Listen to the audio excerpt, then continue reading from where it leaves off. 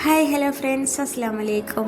ഇനി നമുക്ക് ഈ ഒരു സംഭവം വെച്ചിട്ട് ഒരു കിടിലൻ പച്ചടി ഉണ്ടാക്കിയാലോ. അപ്പോൾ അതെങ്ങനെയാണ് ഉണ്ടാക്കാൻ നോക്കാം. ഇവിടെ ചുരക്കാന്ന് പറഞ്ഞിട്ട് അതിനെ പറയാം.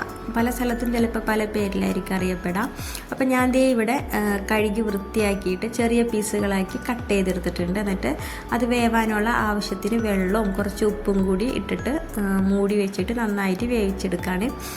വേറെ ഒന്നുമില്ല, ഈ വെള്ളം ഒന്ന് വറ്റി കിട്ടണം, ഇതൊന്ന് സോഫ്റ്റ് ആവണം, അത്രേ ഉള്ളൂ കേട്ടോ. ഇനി നമുക്കിതിലേക്ക് ഒരു അരപ്പ് വേണം. അതിനായിട്ട് കുറച്ച് തേങ്ങ, കടുക്, ഒരു പച്ചമുളക്, ചെറിയ പീസ് ഇഞ്ചി, എരിവിന് ആവശ്യത്തിന് പച്ചമുളക് എടുക്കുക കേട്ടോ. ഞാനിവിടെ ഒന്നേ ചേർത്തിട്ടുള്ളൂ. ഇത് ഇനി നന്നായിട്ട് പേസ്റ്റ് രൂപത്തിൽ നന്നായിട്ട് എന്താ പറയുക, വെള്ളം ചേർക്കാണ്ട് അരച്ചെടുക്കുക കേട്ടോ. അരയണില്ലെങ്കിൽ ഇത്തിരി വെള്ളം ചേർത്തോ, കുഴപ്പമൊന്നുമില്ല കേട്ടോ. എന്നിട്ട് ഇവിടെ ദേ അരച്ചെടുത്തിട്ടുണ്ട്. ഇനി നമ്മുടെ കുമ്പളങ്ങല്ല, ചുരക്ക, വായൽ കുമ്പളങ്ങ എന്ന് തന്നെയാണ് കേട്ടോ വരുന്നത്. അപ്പോൾ ദേ ഈ സംഭവം ഇവിടെ വെള്ളമൊക്കെ വറ്റിയിട്ടുണ്ട് കേട്ടോ, വറ്റി നല്ല സോഫ്റ്റ് ആയിട്ടുണ്ട്. ഇപ്പോൾ നമുക്ക് നമ്മളുടെ അരപ്പ് ചേർക്കാനുള്ള ടൈമായിട്ടുണ്ട്. അപ്പോൾ അതും കൂടി ചേർത്തിട്ട് നന്നായിട്ട് മിക്സ് ചെയ്യാം. ഞാനിവിടെ സ്വല്പം വെള്ളം ഒഴിച്ചു കൊടുത്തിട്ടുണ്ട്. വെള്ളം നമ്മുടെ ജാറിൽ ഒന്ന് ചുറ്റി കഴുകിയിട്ട് അതൊന്ന് ചുറ്റിച്ചിട്ട് ആ വെള്ളം ഒന്ന് ഒഴിച്ചു കൊടുത്തിട്ടുണ്ട്. ഇത് പ്രശ്നമില്ല കേട്ടോ. ഇത് ഒന്ന് തിളക്കുമ്പോൾ തീ കൂട്ടി വെച്ചാൽ മതി. നന്നായിട്ട് തിളക്കുമ്പോൾ പെട്ടെന്ന് വെള്ളം വറ്റി കിട്ടും കേട്ടോ. ഈ ടൈമിൽ ഉപ്പ് നോക്കിയിട്ട് ആവശ്യത്തിന് ഉപ്പ് ചേർത്ത് കൊടുക്കുക. ഞാനിവിടെ കുറച്ച് ഉപ്പിട്ട് കൊടുത്തിട്ടുണ്ട് കേട്ടോ. ഇനി നമുക്ക് ഇത് നന്നായിട്ട് വറ്റിയതിന് ശേഷം ഗ്യാസ് ഓഫ് ചെയ്യണം കേട്ടോ. തീ ഓഫ് ചെയ്തതിന് ശേഷം നമുക്ക് തൈര് വേണം, തൈര് ചേർത്ത് കൊടുക്കണം. നല്ല പുളിയില്ലാത്ത, അധികം പുളിയില്ലാത്ത തൈര്.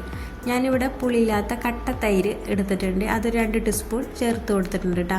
എനിക്കൊരു ചെറിയ പണി കിട്ടി. വേറൊന്നല്ല, ഞാൻ തിരക്ക് പിടിച്ചിട്ട് നേരിട്ട് ഇതിൽ ചേർത്ത് കൊടുത്തിട്ടാ. അങ്ങനെ ചേർക്കുമ്പോൾ ഇത് നന്നായിട്ട് ഉടച്ചെടുക്കാൻ ഇത്തിരി ടൈം എടുക്കും, ഇളക്കി എടുക്കേണ്ടി വരും. അതല്ലാന്നുണ്ടെങ്കിൽ കട്ടത്തൈരാണെങ്കിൽ വേറൊരു പാത്രത്തിൽ എടുത്തിട്ട് അത് നന്നായിട്ട് ഉടച്ചതിന് ശേഷം, കട്ടകളൊക്കെ ഉടച്ചതിന് ശേഷം ഇതിലേക്ക് ഒഴിക്കണമെങ്കിൽ ഒന്നും കൂടി എളുപ്പമായിരിക്കും കേട്ടോ. അപ്പോൾ അങ്ങനെ ഒരു ചെറിയൊരു പണി കിട്ടിയുണ്ട, എനിക്കിങ്ങനെ ഇളക്കി എടുക്കേണ്ടി വന്നു.